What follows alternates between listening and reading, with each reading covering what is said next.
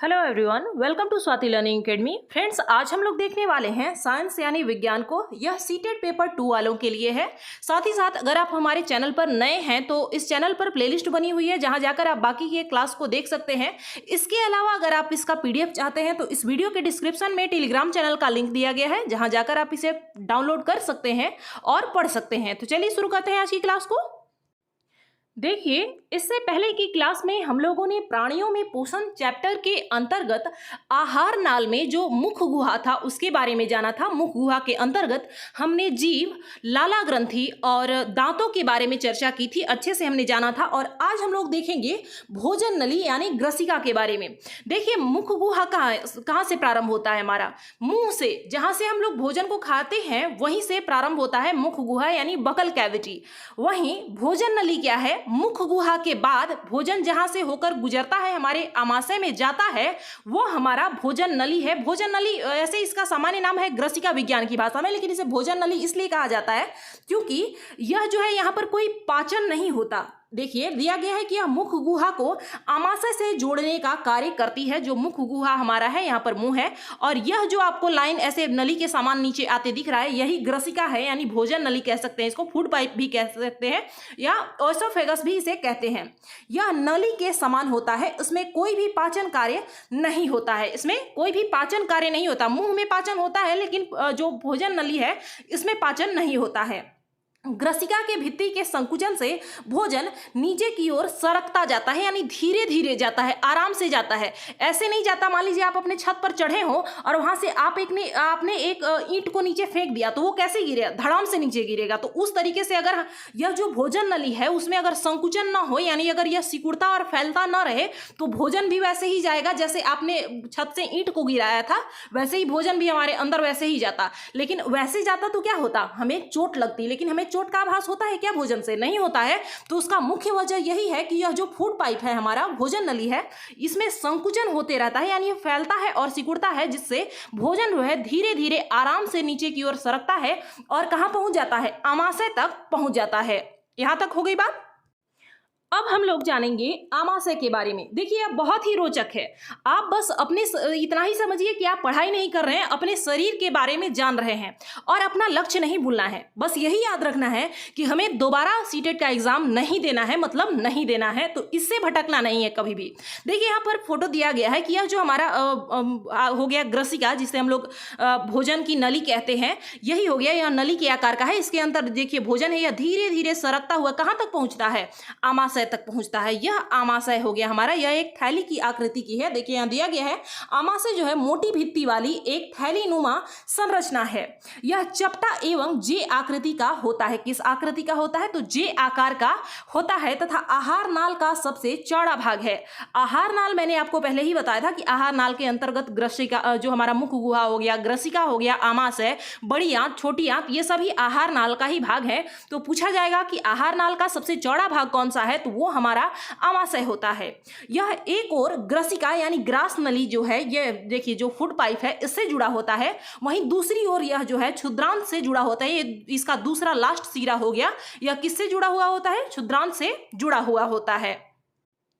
आगे दिया गया है कि आमाशय का आंतरिक स्तर जो होता है, आंतरिक सतह जो होती है वो श्लेष्मल होती है। अब इसका क्या मतलब हुआ? श्लेष्मल यानी उसमें कुछ ऐसे चिकने पदार्थ लगे होते हैं जो कि नीचे से उसको चिकना बना देते हैं। जैसे आप देखेंगे कि हमारी जो आंखें हैं वे आंखें कैसी हैं? ठंडी हैं, चिकनी हैं।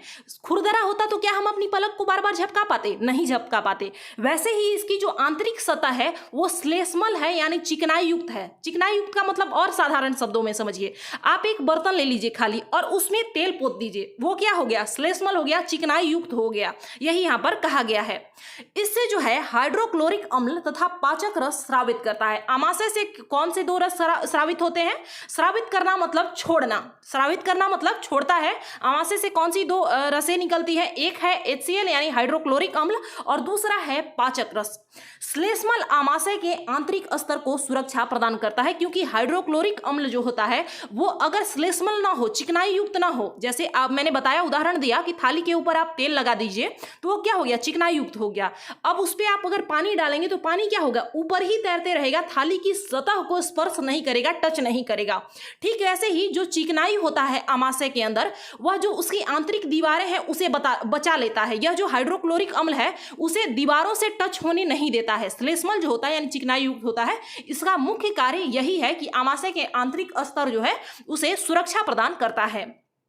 अम्ल का क्या कार्य है, अब ये देखेंगे। अम्ल जो है अनेक ऐसे जीवाणुओं को नष्ट करता है जो भोजन के साथ वहां तक पहुंच जाते हैं, यानी जो हमारे भोजन के साथ आमाशय तक पहुंच जाते हैं, ऐसे जीवाणुओं को नष्ट करता है। ऐसे सामान्य आंखों से हमें जीवाणु दिखाई नहीं देते हैं, लेकिन जब आप उसे माइक्रोस्कोप से देखेंगे तो उसमें बहुत छोटे छोटे कीटाणु होते हैं जो हमारे शरीर के लिए नुकसानदायक है, और वो भोजन के साथ या फिर हमारे हाथों के द्वारा, बर्तन के द्वारा जो है वो अंदर पहुंच जाते हैं। भोजन जब हम लोग करते हैं तो अंदर पहुंच जाते हैं, तो वही आमाशय में जैसे ही भोजन पहुंचता है वहां पर HCl यानी हाइड्रोक्लोरिक अम्ल निकलता है, और उसका मुख्य कार्य क्या होता है कि वह उन जीवाणुओं को नष्ट करता है जो हमारे शरीर के लिए हानिकारक हैं। साथ ही यह माध्यम को अम्लीय बनाता है, यानी जो हमने भोजन खाया है उसे अम्लीय बना देता है, जिससे पाचक रसों को क्रिया करने में सहायता मिलती है। यहां पर हमने देखा कि आमाशय से दो रस निकलता है, हाइड्रोक्लोरिक अम्ल और पाचक रस। हाइड्रोक्लोरिक अम्ल अगर न मिलाया जाए भोजन में तो पाचक रस, जिसे हम लोग गैस्ट्रिक जूस भी कहते हैं, यह कार्य नहीं कर सकता है। भोजन का पाचन तभी प्रारंभ होगा पाचक रस के द्वारा, जबकि हमारा भोजन अम्लीय हो तो अम्लीय बनाने का कार्य कौन सा करता है, हाइड्रोक्लोरिक अम्ल करता है। पाचक रस, जिसे हम लोग जठर रस भी कहते हैं, पाचक रस का दूसरा नाम क्या है, जठर रस है, प्रोटीन को सरल पदार्थों में विघटित कर देता है। पाचक रस का मुख्य कार्य क्या होता है, यह प्रोटीन को सरल पदार्थों में, यानी प्रोटीन का पाचन किसके द्वारा होता है, पाचक रस के द्वारा होता है, गैस्ट्रिक जूस के द्वारा यहां पर किया जाता है। और इसी गैस्ट्रिक जूस की कमी हो जाती है, तो लोगों से आपने सुना होगा कि हमें गैस्ट्रिक की प्रॉब्लम है, तो यह इसका मुख्य कारण यही है, गैस्ट्रिक रस जो है हमारा जूस है, इसमें कमी का हो जाना गैस्ट्रिक रोग का कारण बनता है। कभी कभी हमारा आमाशय खाए हुए भोजन को अस्वीकार कर देता है, और ऐसी स्थिति में वमन द्वारा उसे बाहर निकाल दिया जाता है, यानी साधारण शब्द में समझिए कि उल्टी कर देना। यानी जब हमारा आमाशय जो है भोजन को स्वीकार नहीं करता है, अस्वीकार करता है, तो उसे उल्टी करके वमन के द्वारा निकाल दिया जाता है। इसमें हमने देखा आमाशय का जो सतह होता है श्लेष्मल होता है, चिकनाई युक्त होता है। आमाशय से कौन सी दो रसें निकलती है, हाइड्रोक्लोरिक अम्ल और पाचक रस निकलती है। हाइड्रोक्लोरिक अम्ल का कार्य होता है जीवाणुओं को नष्ट करना। इसके अलावा अगर भोजन अम्लीय न हो तो पाचक रस कार्य नहीं करती है, और पाचक रस का मुख्य कार्य होता है प्रोटीन का पाचन करना। उम्मीद है कि आप लोगों को यहाँ तक कोई परेशानी नहीं होगा। अब अगला भाग है क्षुद्रांग। जो हमारा भोजन होता है वो आमाशय के बाद, क्योंकि मैंने अभी जब आमाशय का फोटो दिखाया था तो मैंने कहा था कि इसका जो दूसरा सिरा होता है वो कहाँ खुलता है, क्षुद्रांग में खुलता है। यह लगभग 7.5 मीटर लंबी और अत्यधिक कुंडलित नली है। कुंडलित का मतलब ऐसे ऐसे ऐसे ऐसे मुड़ा हुआ होता है। यह कुंडलित का मतलब घुमावदार है, यानी यह जो क्या है, क्षुद्रांग है हमारा, अत्यधिक कुंडलीदार यानी घुमावदार है। यहाँ तक हो गई बात। अब इसके बाद दिया गया है कि यह जो है यकृत एवं अग्न्याशय से स्राव प्राप्त करती है। स्राव का प्राप्त करने का क्या मतलब हो गया कि जैसे यहाँ से जो भी यह जो यकृत हो गया, अग्न्याशय हो गया, इससे कुछ रसें निकलती हैं, कुछ जूस निकलता है, और वही यह जो है क्षुद्रांग हमारा प्राप्त करता है। इसके अतिरिक्त इसकी भित्ति से भी कुछ रस स्रावित होते हैं, यानी कुछ रस तो यह यकृत से प्राप्त करता है, अग्न्याशय से प्राप्त करता है, लेकिन यह खुद भी कुछ रस को स्रावित करता है। अब यकृत क्या है, क्योंकि यकृत का नाम आया तो हमें जानना जरूरी है। यकृत जो है वो गहरे लाल भूरे रंग की ग्रंथि है। याद कीजिए जब हमने बताया था कि पाचन को दो भागों में बांटा जाता है, पहला है हमारा आहार नाल और दूसरा है संबद्ध पाचक ग्रंथि, तो ये वही ग्रंथि है जिसमें यकृत, अग्न्याशय, पित्ताशय आदि की बात हमने की थी। तो यकृत के बारे में देखेंगे। यकृत क्या है कि गहरे भूरे लाल रंग की ग्रंथि है जो उदर के यानी पेट के ऊपरी भाग में दाहिनी यानी दक्षिण की ओर अवस्थित होता है। अवस्थित होना यानी कि वहीं पर स्थित होता है। यह शरीर की सबसे बड़ी ग्रंथि है। शरीर की सबसे बड़ी ग्रंथि कौन सी है, तो यकृत जो है वो शरीर की सबसे बड़ी ग्रंथि है। यह पित्त रस स्रावित करती है। इसका मुख्य कार्य क्या है, देखिए यकृत जो है, यकृत में ही पित्त बनता है, और वो पित्त जो होता है वो एक थैली में जमा होते रहता है, संग्रहित होते रहता है, जिसे उस थैली को हम लोग पित्ताशय कहते हैं। और जो पित्त रस का मुख्य कार्य होता है वसा के पाचन में महत्वपूर्ण भूमिका निभाता है। देखिए पाचन किस तरीके से हो रहा है, ध्यान दीजिएगा। जब लाला रस, जब हमने भोजन को खाया था तो लाला रस जो था वो कार्बोहाइड्रेट को बदल देता था, शर्करा में बदल देता था, चेंज कर देता था। वहीं जब भोजन आमाशय में आया तो वहां जो गैस्ट्रिक जूस था, जो पाचक रस था, उसने प्रोटीन का पाचन किया और उसके बाद जैसे ही भोजन क्षुद्रांग में आता है तो जो यकृत से जो पीत रस होता है वो वसा का पाचन कर देता है। क्योंकि हमने इससे पहले भोजन का घटक पढ़ा है और उसमें हमने जाना है कि जो भोजन के मुख्य घटक हैं और जो पोषक पदार्थ हैं, कार्बोहाइड्रेट, प्रोटीन, वसा, तो इन सभी तत्वों का पाचन कैसे कैसे कहां कहां किस स्थान पर होता है इसके बारे में एक एक करके पढ़ते जाएंगे और समझते जाएंगे। जोड़ते हुए पढ़ना है। कनेक्टिविटी सबसे ज्यादा महत्वपूर्ण भूमिका निभाती है आपके पढ़ने में और जानने में। याद नहीं करना है, बस समझते हुए चलना है। यकृत के बाद अब हम लोग अग्न्याशय के बारे में जानेंगे। अग्न्याशय क्या है? यह हल्के पीले रंग की बड़ी ग्रंथि है, लेकिन सबसे बड़ी नहीं है। सबसे बड़ी ग्रंथि कौन सी है? यकृत है। यह क्या करता है, यह कहाँ स्थित होता है? तो आमाशय के ठीक नीचे स्थित होता है। अग्न्याशिक रस जो होता है, अग्न्याशिक रस मतलब क्या? अग्न्याशय से जो रस स्रावित हो रहा है, जो रस अग्न्याशय छोड़ता है उसे अग्न्याशिक रस हमने कह दिया।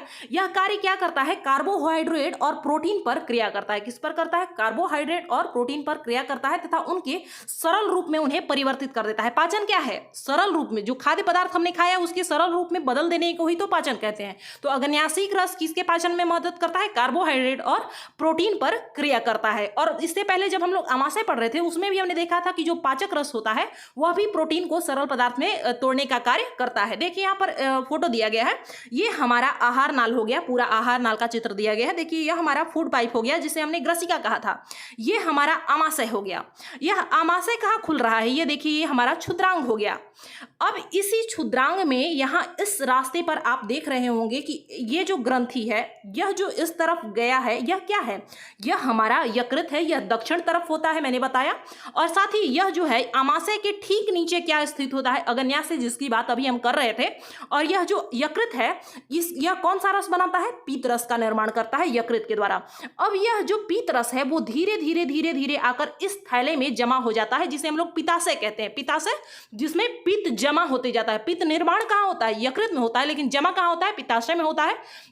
वहीं भोजन जो है वो जब इस तरह से यहाँ पर आने लगता है तो उसी समय यह पित्ताशय से कुछ पित्त रस जो है वो स्रावित होकर इसमें मिला दिया जाता है भोजन में, और वो जो है वो वसा का पाचन करता है। और यहाँ से देख रहे होंगे आप अग्न्याशय है, अग्न्याशय से भी कुछ रस आके भोजन में मिल जाता है और उसके बाद यहाँ पर कुछ अग्न्याशिक रस भी मिलता है और उसके बाद भोजन का पाचन यहाँ पर हो जाता है।